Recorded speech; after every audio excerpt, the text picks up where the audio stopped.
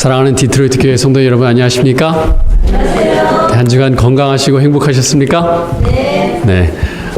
참 이 봄이 참 천천히 따뜻해지는 것 같습니다. 상당히 추웠던 한 주가 지나가고요.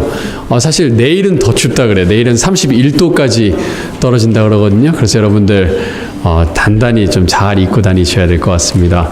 우리가 이렇게 추운 때일수록 우리가 움츠러들지 말고 오히려 우리의 영혼을 오히려 더 밝게, 우리의 마음을 더욱더 밝게 가지고 따뜻하게 가져서 우리가 이 추운 날씨에 굴복하지 마시고 서로에게 따뜻한 온기를 전할 수 있는 여러분과 제가 되기를 간절히 바라겠습니다. 오늘 말씀의 제목은 미움의 짐, 용서의 멍에입니다. 미움의 짐, 그리고 용서의 멍에라고 오늘 말씀의 주제를 정했는데요. 다 같이 신약성경 네 번째 책 요한복음 11장의 말씀을 펴서 보겠습니다. 요한복음 11장의 말씀을 펴서 보겠는데, 요한복음 11장은 용서와는 아무런 관련이 없는 장이에요. 미움과도 아무런 관련이 없는 장인데, 저희가 이 요한복음에서 11장에서 시작을 하겠습니다. 요한복음 11장 17절의 말씀을 저희가 보겠습니다.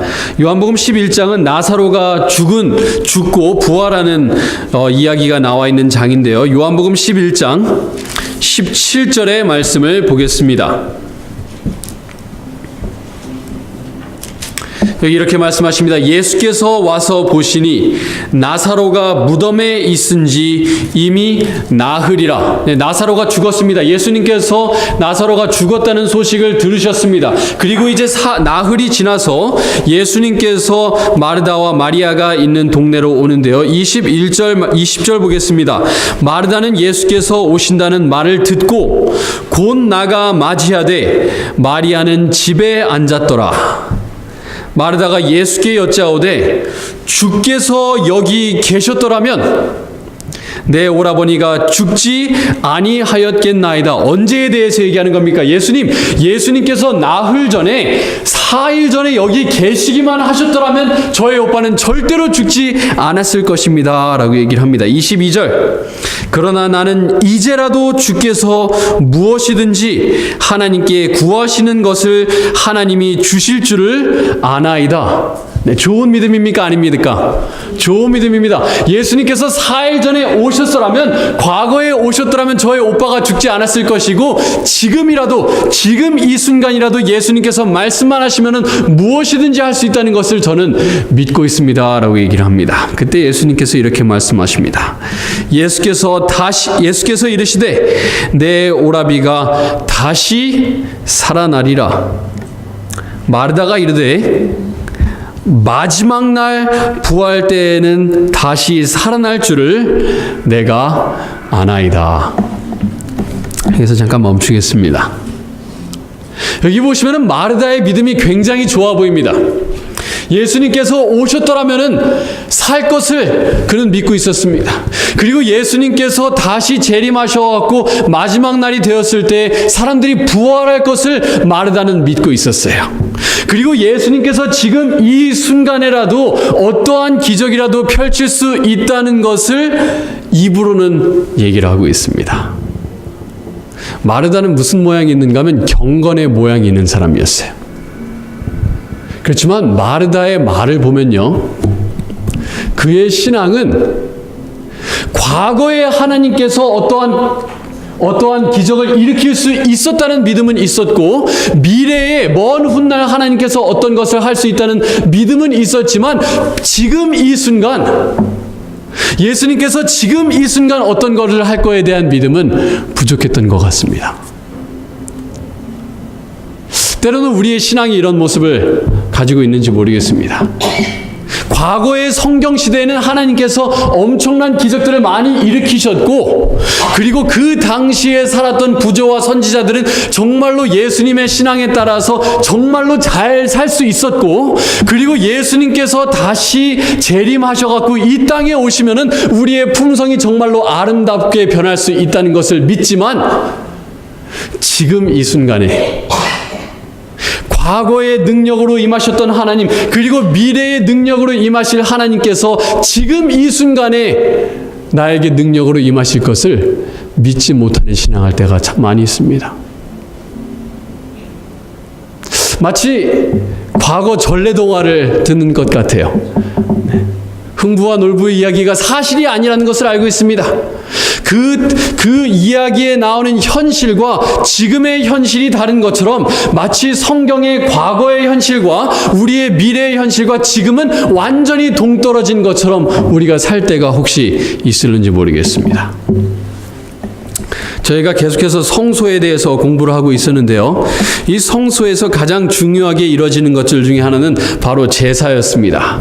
그리고 레위기 4장을 보시면 이제 제사를 드리면서 하나님께 받는 유익이 여러 가지가 있는데 그 중에서 가장 큰 유익 중에 하나는 무엇이었는가 하면 바로 용서를 받는 유익이었습니다. 다 같이 마태복음 5장 말씀을 펴서 보겠습니다. 마태복음 5장 말씀입니다. 신약성경 첫 번째 책 마태복음 5장 말씀을 펴서 보겠습니다. 마태복음 5장 23절의 말씀입니다.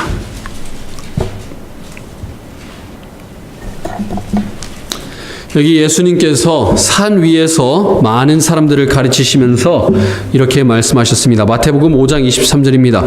그러므로 예물을 제단에 드리려다가 무엇하기 위해서 예물을 가져왔습니까? 하나님께 용서를 받기 위해서 예물을 제단 위에 가지고 왔는데 거기서 너의 형제에게 원망 들을 만한 일이 생각나거든.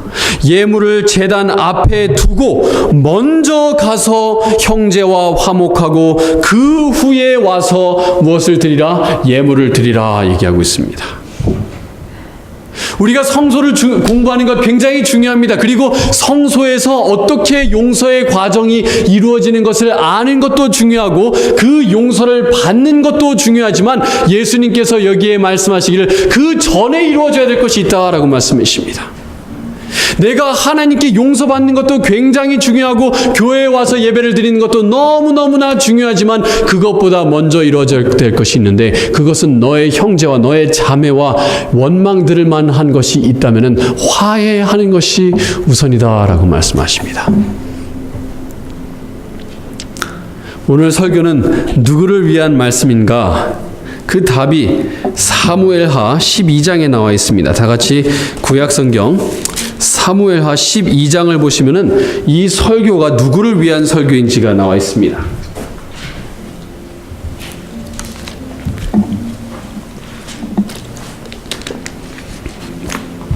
구약성경 458페이지에 있는 사무엘하 12장 말씀입니다. 이 사무엘하 12장을 보시면은 나단이라고 하는 한 선지자가 여러분이 잘 아시는 다윗 왕에게 와서 한 이야기를 하기 시작합니다. 임금님, 한 마을에 정말로 잘 사는 양과 소가 수천 마리를 가지고 있는 정말로 큰 부자가 살고 있고 또 정말로 가난한 양이 한 마리밖에 없어서 그 양을 자기 식탁에서 같이 먹이고 같이 자는 그런 가난한 사람이 있습니다. 그런데요, 그 부자에게 양을 수천 마리 가지고 있는 그 부자에게 한 손님이 찾아왔는데 그 손님을 맞이하면서 그 손님에게 음식을 대접하기 위해서 자기 양 수천 마리의 양 중에서 한 마리를 잡은 것이 아니라 임금님, 그 가난한 양이 한 마리밖에 없는 가난한 사람의 양을 뺏어서 손님을 대접했답니다. 이걸 도대체 어떻게 하면 좋겠습니까, 임금님? 그때 다윗이 이렇게 대답합니다. 5절 말씀입니다. 다윗이 그 사람으로 말미암아 그 부자로 말미암아 노하여 나단에게 이르되 여호와의 살아계심을 두고 맹세하노니 이 일을 행한 그 사람은 마땅히 어떻게 될지라 죽을지라. 그가 불쌍히 여기지 아니하고 이런 일을 행하였으니 그 양 새끼를 내 배나 갚아주어야 하리라 한지라. 다윗이 그 이야기를 들으면서 정말로 진노가 머리끝까지 치밀어 올랐습니다. 어떻게 내 나라에 이런 일이 있을 수가 있는가? 내 나라에 정말 불쌍한 그 백성에게 어떻게 그런 포악한 행위를 할 수 있는가? 그 사람을 가만히 놔두지 않겠다 라고 얘기를 했습니다. 그때 나단이 이렇게 얘기합니다. 나단이 다윗에게 이르되 당신이 그 사람이라. 그 사람은 누구를 상징했습니까? 다윗이 아니에요. 당신입니다. 당신. 제가 오늘 여러분들에게 설교하면서 여러분이라는 표현은 웬만하면 좀 삼가도록 하겠습니다. 많은 경우에 우리가 설교를 들을 때 여러분에게 하는 설교로 듣습니다. 한국말에 사실 2인칭 존대 표현이 없습니다. 네, 영어로는 you가 어른들에게도 사용할 수 있는 표현입니다만 한국말로는 사실 이 너라는 표현의 존대 표현이 없지만 그 중에서도 제가 오늘은 그나마 당신을 존대하는 표현으로 좀 사용을 하도록 하겠습니다. 제가 더 좋은 표현이 생각나지 않기 때문에 그렇습니다. 여러분 오늘 설교를 들으실 때 이 설교는 당신을 위한 설교입니다. 당신 옆에 앉아있는 사람을 위한 설교도 아니고 이 교회를 위한 설교도 아니고 나 자신을 위한 설교입니다. 우리가 용서해야 되는데 화해해야 되는데 누가 용서하고 화해해야 되는 거냐면은 내 옆에 앉아있는 사람이 용서하고 화해해야 되는 것이 아니라 내가 용서하고 화해해야 되는 것입니다. 이 설교는 당신을 위한 설교입니다. 예수님께서 우리에게 어떻게 용서하라고 말씀하셨죠? 다 같이 마태복음 신약성경 첫 번째 책 마태복음 18장 말씀을 펼쳐서 보겠습니다. 마태복음 18장 21절부터 저희가 보겠습니다.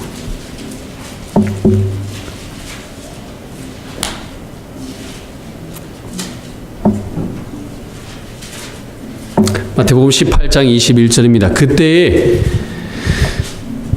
베드로가 나와 이르되 주여 형제가 내게 죄를 범하면 몇 번이나 용서하여 주리이까 7번까지 하오리이까. 예수께서 이르시되 너에게 이르노니 7번뿐 아니라 7번을 70번까지라도 할지니라. 그러면서 예수님께서 용서에 대해서 말씀하시면서 한 비유를 말씀하시기 시작합니다. 한 나라의 왕이 있었습니다. 그 나라의 왕이 이제 그 재물을 결산하면서 한 종이 10,000달란트라고 하는 엄청난 양의 돈을, 엄청난 금액의 돈을 손실을 나게 했다는 사실을 알게 되었습니다. 그 종의 잘못으로 인해서 그 나라의 돈 10,000달란트가 갑자기 사라져버리게 됐다는 사실을 들어가지고 그 종을 불러서 책망합니다. 어떻게 돈을 그렇게 관리할 수가 있느냐? 어떻게 너의 잘못으로 10,000달란트나 국고에서 사용을 할 수가 있느냐? 이제 너와 너의 자녀와 너의 부인들을 잡아서 대신 벌하도록 하겠다. 너도 벌하도록 하겠다. 그가 엎드려 절하면서 얘기합니다. 임금님 참아주시옵소서. 제가 다 갚겠습니다. 이 10,000달란트를 갚을 수 있다는 건 말도 안 되는 얘기입니다. 그 당시에 갈릴리에서요 1년에 갈릴리 지방에서 전체가 거두어들이는 수입이 300달란트였습니다. 한 지방이 전체가 거두어들이는 게 300달란트였어요. 근데 이 사람이 빚진 건 얼마였어요? 10,000달란트였습니다. 자기가 절대로 갚을 수 없는 금액인데도 불구하고 임금님 제가 다 갚겠습니다. 임금님이 그 모습을 보면서 그를 불쌍히 여기면서 얘기합니다. 아니다. 내가 다 탕감해 주겠다. 없었던 일로 하자.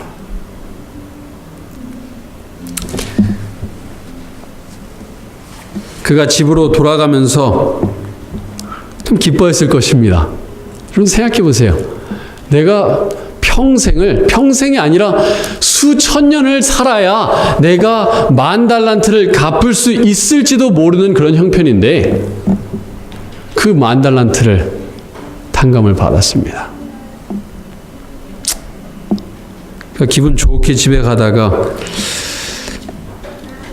자기에게 100데나리온 빚진 사람을 발견을 했습니다. 그럼 100데나리온이 큰 돈입니까? 작은 돈입니까? 큰 돈이에요. 1데나리온은 하루의 삭시입니다. 하루의 삭스를 한 100불 정도로 산정한다고 해도 100데나리온이면 $10,000예요. $10,000. 그 사람을 봤을 때 어떻게 했어요? 그 사람이 무릎 꿇고 빌기 시작합니다. 제가 갚겠습니다. 제가 갚을 수 있습니다. 제가 어떻게 해서든 돈을 갚겠습니다. 하지만 이 10,000달란트를 탕감받았던 사람은 어떻게 해요? 그 사람을 감옥에 보내는 이야기가 나옵니다. 34절 말씀입니다. 주인이 그 얘기를 듣고 분노를 해서 이 10,000달란트 받았던 사람을 다시 불러서 얘기를 합니다. 34절 말씀입니다. 주인이 노하여 그 빚을 다 갚도록 그를 옥졸들에게 넘기니라. 35절 말씀입니다. 너희가 각각 당신이 마음으로부터 형제를 용서하지 아니하면 나의 하늘 아버지께서도 너희에게 이와 같이 하시리라.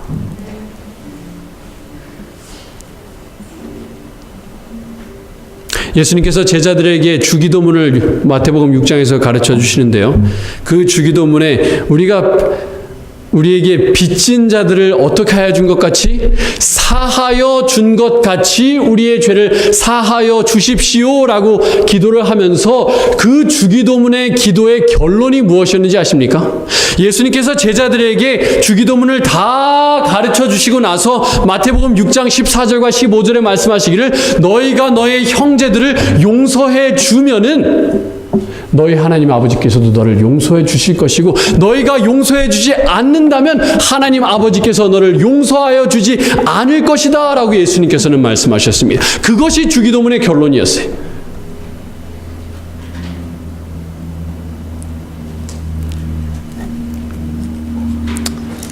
자, 다 같이 고린도후서 2장 말씀을 좀 펴서 보겠습니다. 고린도후서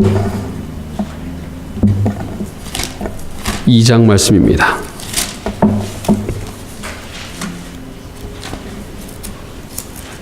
고린도후서 말씀을 보시면은 용서에 대한 이야기가 나오는데 우리가 흔히 용서에 대해서 이야기하면서 자주 언급되는 장은 아닙니다. 고린도후서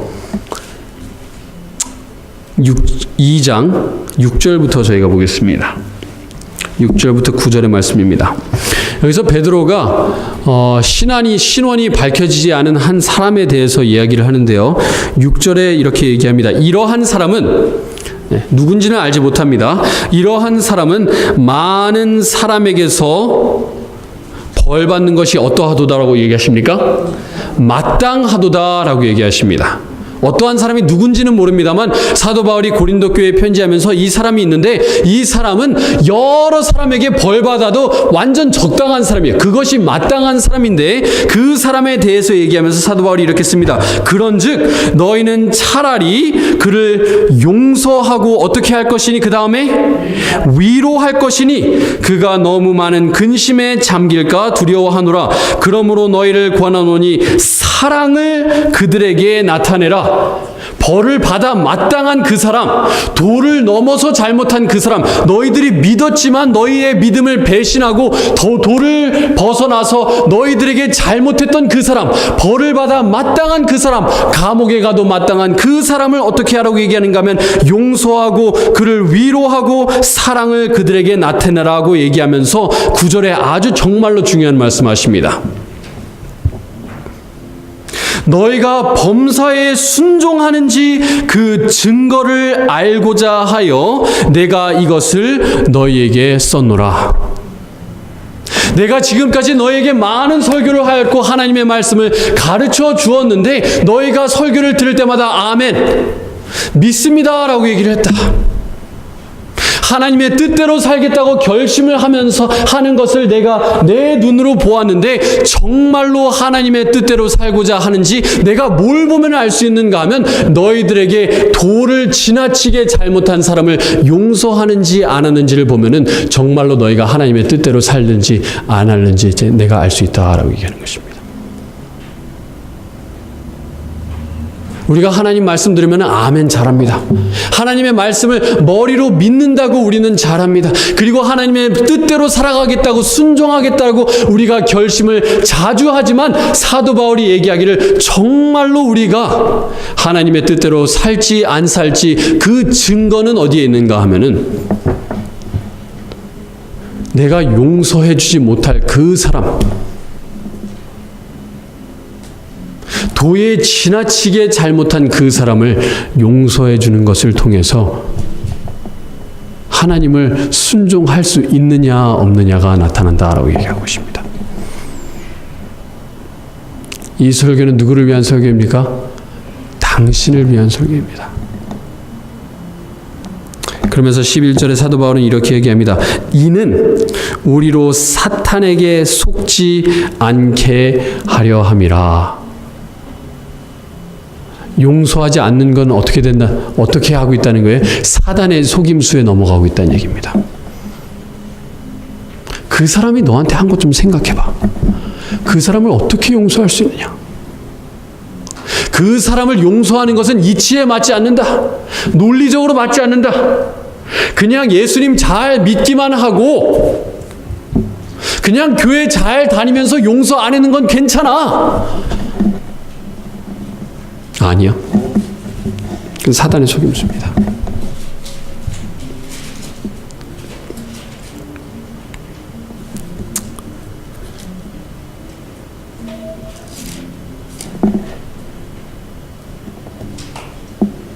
사랑하는 성도 여러분,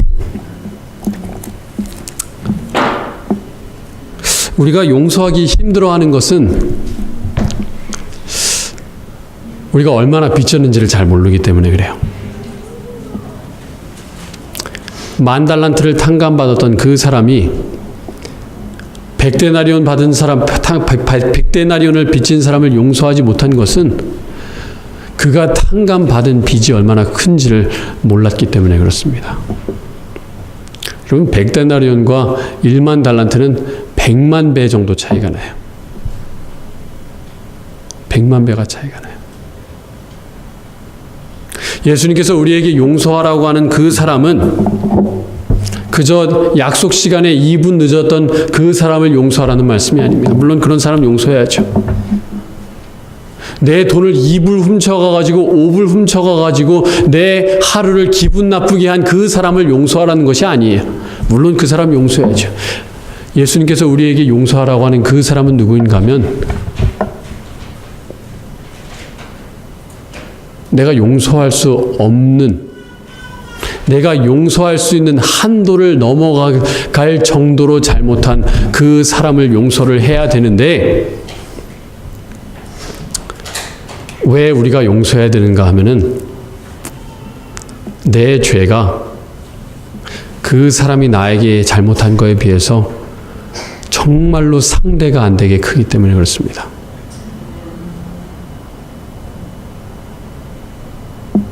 여러분에게 잘못한 사람이 아무리 여러분들에게 잘못했다고 하더라도 여러분의 생명을 앗아가진 않으셨습니다. 여러분은 아직까지 살아계셔서 이 교회에 잘 나오고 계시지만 우리의 잘못의 대가는 무엇이었습니까? 내 죄의 대가로 이 온 우주를 창조하시고 온 우주의 주인이신 예수 그리스도께서 나를 위해서 인간이 당한 모든 고통을 다 합친 것보다 더 큰 고통을 당하시면서 여러분을 위해서 죽으셨습니다. 그것이 내 죄의 대가입니다.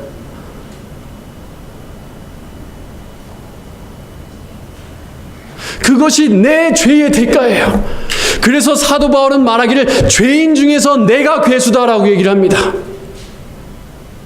왜 그렇습니까? 자기의 죄가 얼마나 큰지를 알았기 때문에 자기에게 잘못한 그 사람의 죄가 눈에 들어오지 않았던 것입니다. 내 죄로 인해서 온 우주를 창조하시고 온 우주를 손에 두고 계시는 그 하나님께서 나를 위해서 죽으셨기 때문에. 마태복음 18장에서 10,000달란트라고 얘기했던 이유는 헬라어에 만보다 넘는 단위는 헬라어로 없어요. 네. 우리는 만이 지나면 억이 있고 조가 있고 경이 있지만 헬라어로는 만 이후에는 단위 자체가 없습니다.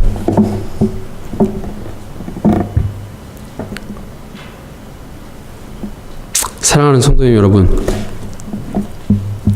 우리가 용서하지 못하는 것은 내가 죄인이라는 걸 깨닫지 못했기 때문에 그래요.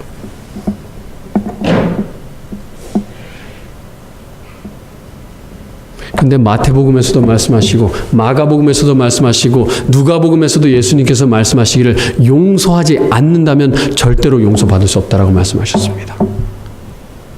근데 우리는 그 말씀을 읽으면서 그 말이 예수님이 살던 그 당시 2000년 전에 유효하고 우리가 하늘나라 갈 때는 우리가 용서할 수 있지만 지금은 우리가 실천하지 않는 우리의 모습을 많이 발견합니다. 그것은 그때의 현실이고 우리가 하늘나라 가면 현실이 되겠지만 지금은 우리의 삶 속에서 현실이 아니다 라고 부정을 하는 모습이 우리의 삶의 모습이 아닌지 모르겠습니다. 경건의 모양은 있으나 교회에 잘 출석하고 11금 잘 내고 교회에서 하라고 하는 직분은 열심히 하면서도 경건의 능력,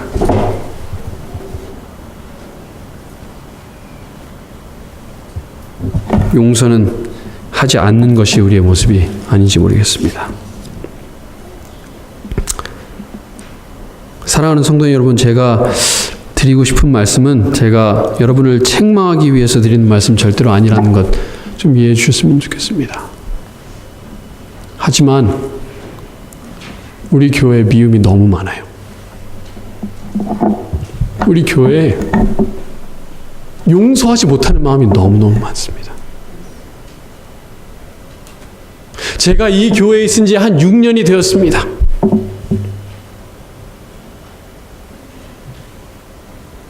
근데 그 6년 동안 미움이 줄어들지 않았어요. 용서하지 못하는 마음이 줄어들지 않았어요.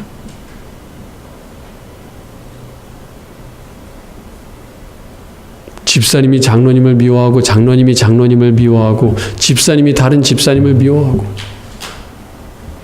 용서하지 못해서 다른 사람에게 그 사람의 잘못을 낱낱이 고하고 그런 미워하는 모습이 지금 우리 교회의 지금의 모습입니다. 성도의 여러분, 우리 용서하지 않으면 용서받을 수 없습니다. 여러분, 용서하셔야 돼요.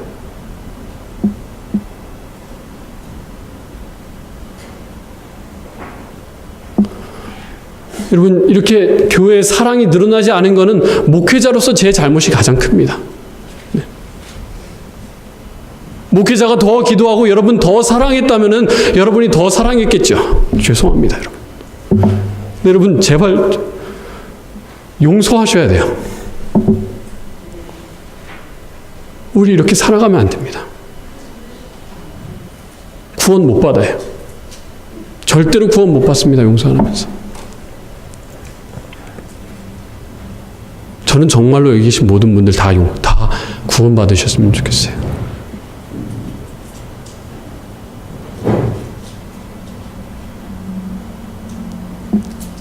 물론 우리가 용서하기 때문에 그것이 우리의 어떤 공로가 되어서 우리를 용서하시는 것은 아니에요.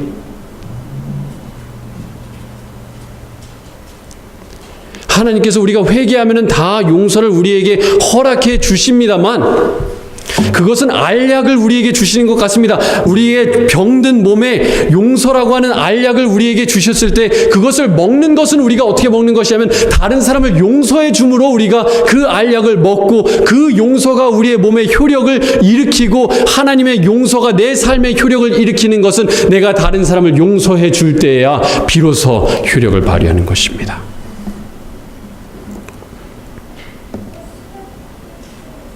다시 한번 말씀드립니다. 여러분, 이 설교는 여러분 옆에 앉아있는 사람을 위해서 드리는 설교가 아니라 당신을 위해서 드리는 설교입니다.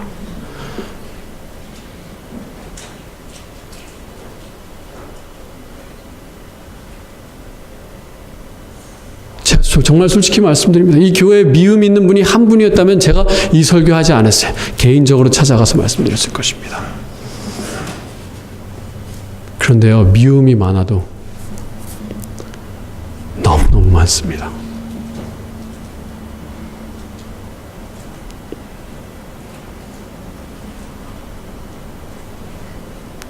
이러다가 다 하늘나라 못 가요. 허송세월 하다가 교회 쓸데없이 헌금만 바치고 쓸데없이 교회만 나왔다가 하늘 들어가지 못하면 무슨 소용이 있습니까?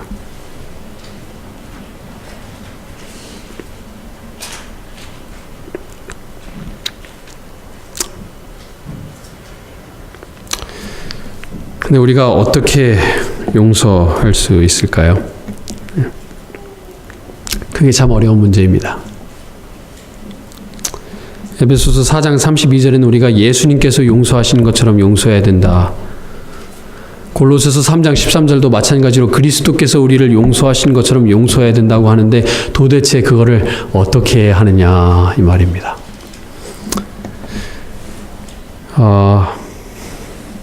여러분 이번 주에 시간이 있으시면이 아니고 여러분 시간을 만드셔서라도 혹시 이 책이 없으시면은 핸드폰에 찾아보시면 이 책이 있습니다. 그리스도인의 마음과 품성과 인격이라고 하는 책이 있는데요. 거기 76장을 보시면은 사람의 의지에 대해서 얘기를 하고 있는데 그 장을 여러분께서 좀 찾아 읽으셨으면 좋겠습니다. 여기 이렇게 말씀하십니다. 모든 일은 의지의 올바른 활용에 달려 있습니다. 선과 순결에 대한 갈망을 갖는 것은 그 자체로는 좋은 일입니다. 우리가 용서하고 싶어하는 마음을 갖는 건 좋은 거예요. 하지만 그 마음을 가지고 거기에서 그치고 만다면 그것은 아무런 유익이 없습니다.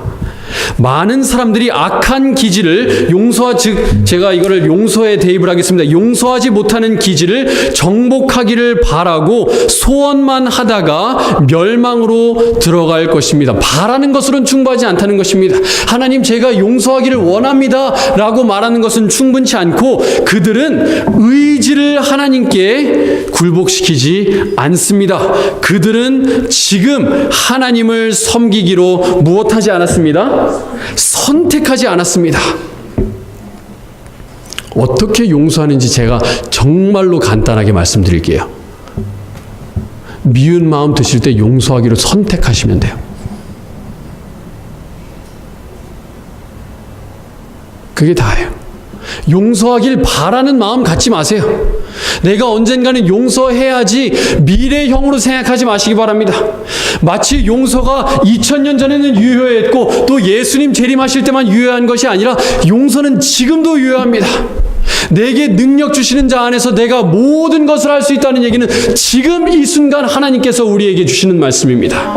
지금 선택하셔야 돼요. 지금 이 순간 내 마음을 괴롭게 하고 정말 꼴도 보기 싫은 그 놈을 어떻게 해야 되냐면 용서하기로 선택을 해야 됩니다. 하나님 제가 그 사람 용서하기로 선택합니다 라고 표현을 하셔야 됩니다. 그 다음 페이지 이렇게 말씀하십니다. 우리의 생애는 전적으로 하나님의 것이며 그분의 영광을 위해 사용되어야 합니다. 하나님의 은혜는 모든 능력을 성화시키고 발전시킵니다. 누구도 자신의 품성의 결점들을 고칠 수 없다고 말하지 말아야 됩니다. 이걸 용서에 대입해 보겠습니다. 누구도 자기는 용서할 수 없다라고 얘기해서는 안 됩니다. 왜냐하면 이런 결론에 도달하면 영생을 분명히 상실할 것이기 때문입니다. 여러분 절대로 용서할 능력이 없다고 생각하지 마세요. 불가능은 우리의 의지에 달려 있습니다.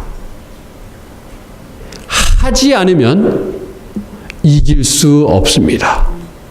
하지 않으면 할 수 없어요. 여러분 왜 용서 못 하시는지 아십니까? 용서를 안 하기 때문에 용서를 못 하는 거예요.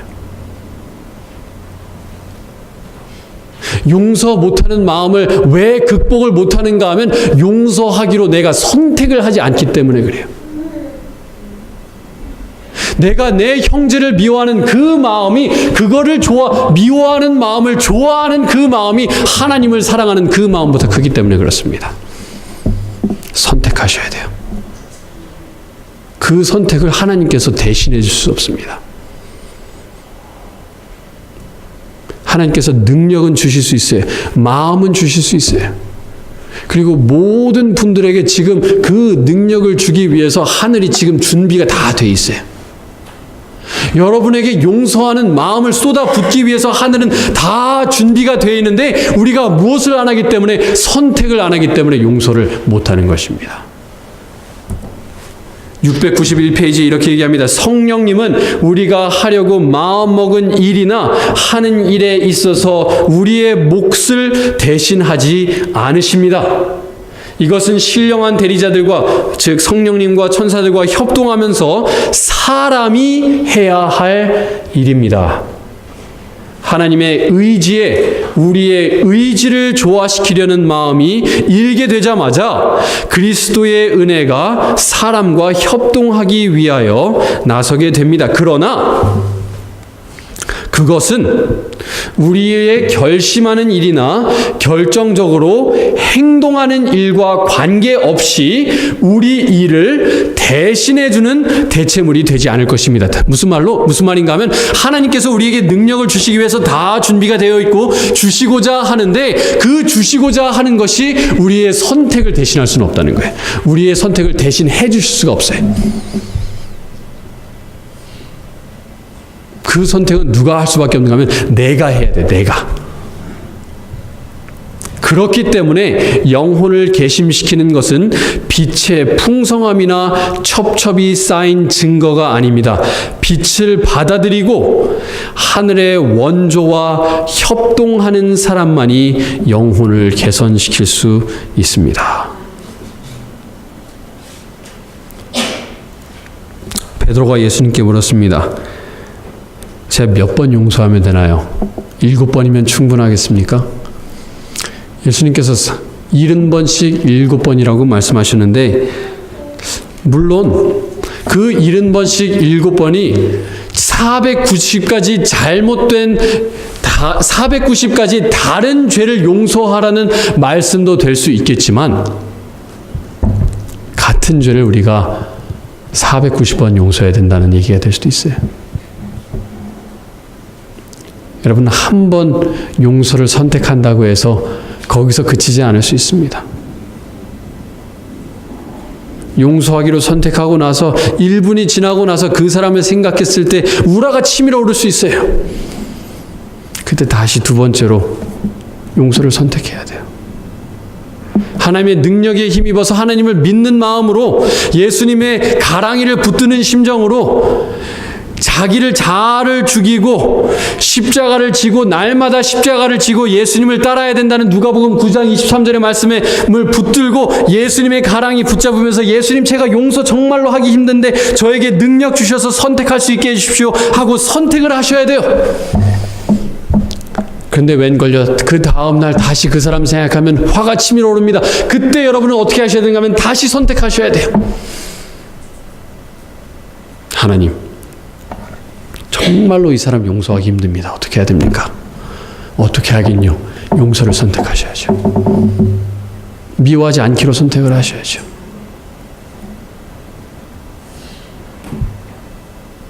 여러분, 그렇게 하시면 하실수록요, 그 사람을 미워하는 마음이 드는 빈도수와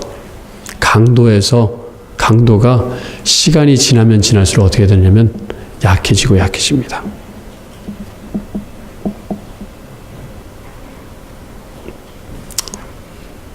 저희가 베드로전서 공부하고 있죠. 오늘 봤던 교과 공부의 말씀과 오늘 말씀이 참 잘 연결이 돼요. 베드로전서 2장 말씀 보시면은 우리가 행복하기 위해서 부름받지 않았다, 이런 것을 알 수가 있어요. 우리가 그리스도인으로 부름받은 것은 아무런 부당한 대우 안 받기 위해서 그런 부름받으신 거 아니에요. 무엇을 위해서 부름받았다고 말씀하시는가 하면, 부당한 대우 받고 참으라고 부름을 받았습니다. 그리고 예수님께서 어떻게 하셨어요? 본을 보여주셨어요.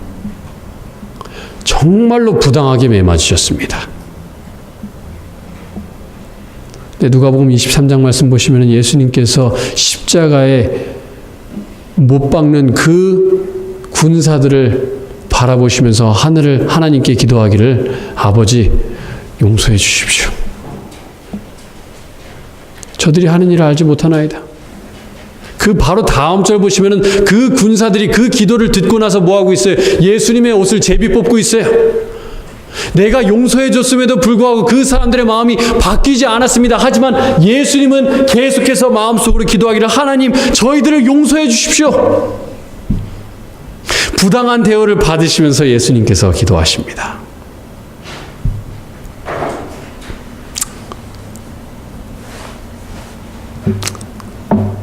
사랑하는 성도님 여러분,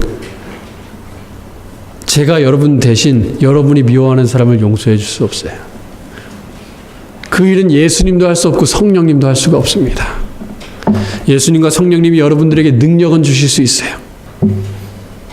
마음은 주실 수 있어요. 하지만 그 선택은 나만이 할 수 있는 것입니다. 그리고 그 선택은 우리를 구원으로 인도하는 선택이에요.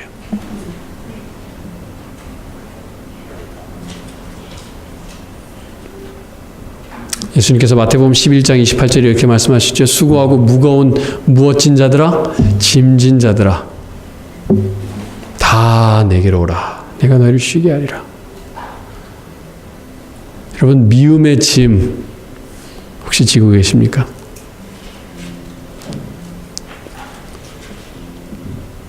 예수님께서 말씀하십니다. 내가 너희를 쉬게 할 것인데 어떻게 너희를 쉬게 할 것인가 하면 너희에게 멍에를 지을 것이다. 근데 그 멍에는 어떠하다고 말씀하셨어요? 쉽고 가볍다. 미움에 짐진 당신, 예수님께 나와서 쉽고 가벼운 멍에인 용서의 멍에를 지시길 바랍니다. 여러분이 그걸로 인해서 행복해지실 거예요. 당신이 그 일로 인해서 하나님의 용서를 마음 깊이 경험하게 될 것입니다. 용서는 내가 용서하는 그 사람에게 주는 유익보다 나에게 주는 유익이 훨씬 더 큽니다. 우리 교회에 미움이 없어진다면, 모든 성도님들이 서로를 다 용서한다면 우리 교회는 정말로 완전히 달라질 수 있습니다. 여러분, 오늘 설교 말씀을 들으셨는데 이 설교가 여러분의 마음속에 이론적인 설교가 절대로 안 되었으면 좋겠습니다. 오늘 가서 내가 교회에서 용서에 대해서 잘 배우고 돌아왔다. 아니요. 여러분, 오늘 해지기 전에 여러분께서 미워하던 그 사람에게 전화 한 통 해주셨으면 좋겠습니다. 그리고 용서한다고 얘기하지 마세요. 그 사람 기분 나빠요. 미안하다고 얘기하세요. 모든 관계가 잘못되는 경우는 99% 양쪽에 잘못이 있어요. 내 잘못이 훨씬 더 작을 수는 있습니다. 하지만 그 과정에서 내가 잘못한 것이 분명히 있습니다. 사과하세요. 제가 오늘 설교 말씀드리고 오늘 한 분도 그런 전화하지 않는다면 지난 40분은 낭비된 시간입니다. 사과하시고 여러분 잘못하신 거에 대해서 핑계대지 마세요. 그 사람에게 그 사람에도 사과하라고 요구하지 마세요. 기대하지 마세요. 더 좋은 건요, 여러분, 찾아가시면 더 좋겠어요. 찾아가셔서 사과하시고 용서를 구하시고 마음속으로 용서하세요. 선택하세요. 여러분, 그렇게 하실 때 여러분 마음속에 화가 치밀어 오를 수도 있어요. 그런데요, 우리는 감정으로 선택하는 사람들은 아닙니다. 여러분, 성경의 신앙은요, 우리가 어떤 감정이 들었을 때 선택하는 거 아니에요. 네. 여러분, 용서의 감정이 오기를 기다린다면 여러분 끝까지 여러분 용서할 수 없어요. 용서의 감정 화해의 감정은 여러분께서 용서하시고 화가 치밀어 오를 때마다 용서를 선택하시다 보면은 천천히 여러분의 감정이 바뀌게 됩니다. 그 사람을 생각하면 혈압이 오르던 그것이 시간이 지나면 지날수록 낮아지게 돼요. 성도 여러분, 제발 여러분들께 간절히 부탁드립니다. 여러분이 이 설교 말씀이 귀에 쟁쟁이 맴도는 오늘 미루지 말고 실천하세요.